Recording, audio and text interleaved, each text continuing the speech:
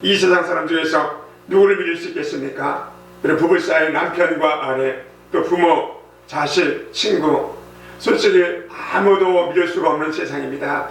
하루아침에 이 부부가 남이 되는 이런 세상입니다. 그토록 사랑하던 사이가 철천지 원수가 되는 것이 이 부부 사이입니다. 비단 부부만의 사건이 아닙니다. 이 신문 보도를 보면 자기가 낳은 자식을 형편을 핑계 삼아 내배로 죽게 하는 것이 요즘의 이 세상입니다. 그런데 인간은 사랑을 할 수 없지만 믿음의 대상은 아닙니다. 오직 믿을 수 있는 것은 오직 하나님 한 분밖에 없다는 것입니다. 오늘 보도한 본문 보면 읽을 때마다 착잡하고 안타까운 마음이고 우리 마음이 저려옵니다.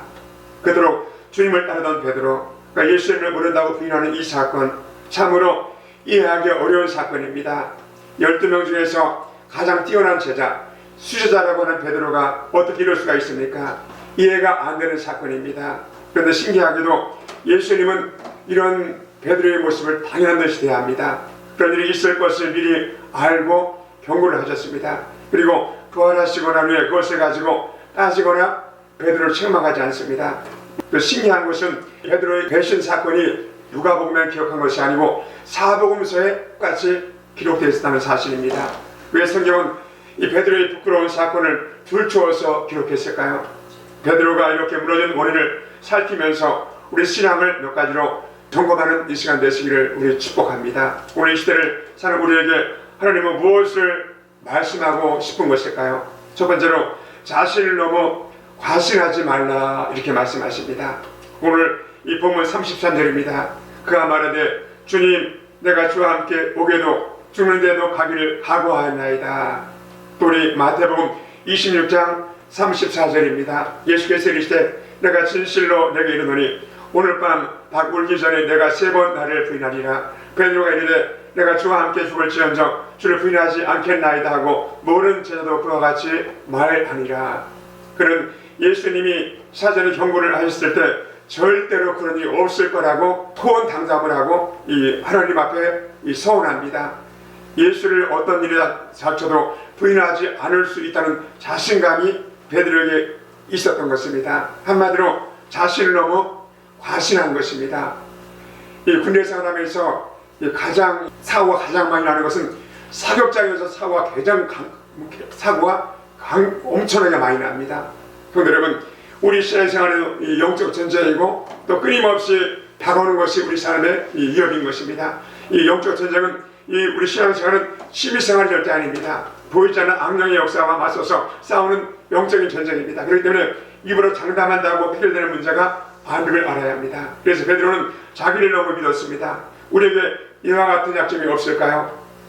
내가 목사인데, 내가 장로인데, 내가 권사인데, 내가 집사인데, 내가 신앙생활을 몇 년 했는데 그런 마음이 있다면 정신 바짝 차리는 우리가 돼야 줄로 믿습니다. 신앙생활은 이렇게 간단한 것이 아니고 쉬운 것이 아닙니다. 사단이 가지고 있는 강력한 무기는 죽음과 이 사망이고 이 절망입니다. 그래서 죽음이라는 무기를 기대면 수많은 사람들이 두려워하고 펑펑 자빠지는 것이 죽음의 이 권세 앞에 넘어지는 것입니다. 평상시에는 죽을지언정 부인하지 않겠다 큰 소리를 쳐도 막상 생사가 되는 문제가 생기면 믿음이 무너져 주저앉는 인생들이 얼마나 많은지 모릅니다.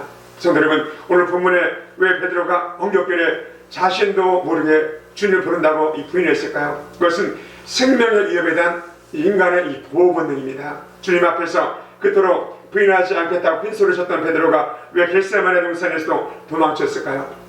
그 심령 속에 죽음에 대한 두려움이 자리 잡고 있었기 때문입니다.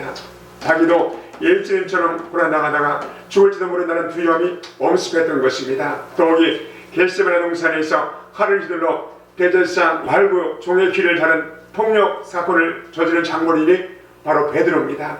이것은 일종의 살인미수죄를 범한 사건입니다. 그런데 예수님을 부른다고 부인했던 장소가 그 피해자 대제사장 집들입니다. 그러니 얼마나 두렵고 떨렸겠습니까? 그런데 베드로는 북쪽 갈릴리 사람입니다.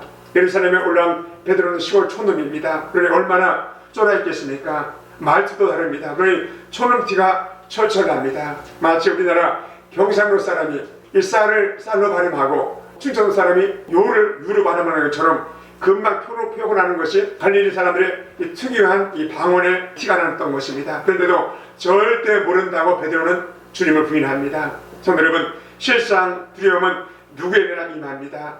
실수는 누구에게나 있다는 사실입니다. 특히 죽음에 대한 두려움이 없는 사람이 누가 있겠습니까? 그런데 사도행전 4장에 보면 전혀 베드로가 다른 모습으로 등장을 합니다. 복음을 정말 담대하게 전파합니다. 조금도 죽음에 대한 두려움이 없습니다. 이유가 뭡니까? 성령의 임재 때문입니다. 오순절 성령 강림 후에 그는 죽음은 끝이 아니라는 사실을 예수님을 통해서 경험을 했고 바로 자기 입안 성령 때문에 담대히 복음을 전가했던 것입니다. 그렇습니다. 적어도 주님의 구원의 은총을 입은 사람은 죽음을 두려워하지 말아야 합니다. 담대함이 있어야 합니다. 성령이 임하면 담대함이 생기는 것입니다. 하나님의 전능하신 능력을 믿는다면 무엇이 두렵겠습니까?